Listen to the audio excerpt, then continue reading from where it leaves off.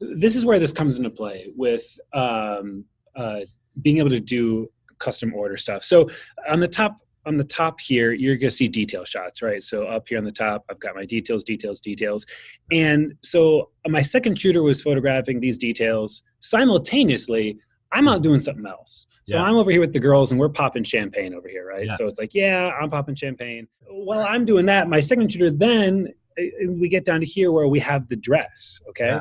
But maybe while I'm wanting these to all be designed or to come together as an auto design at the same time. So I can either grab one or I can just press shift and I can grab both of these.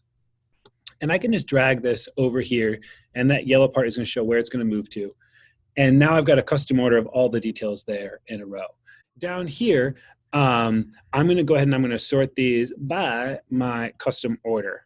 And so now it's going to show all of my dress stuff here with the other details, okay? And this is really helpful because when I go to auto design, you guys may have noticed when I auto designed, you can auto design based off of custom order, right? So now when I go to do this, auto design, it's going to clear up my old one here.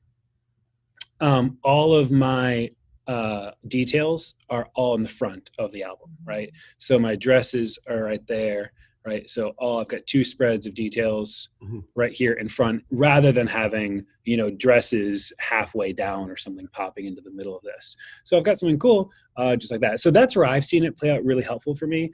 I've got my stationery and then, what they're wearing.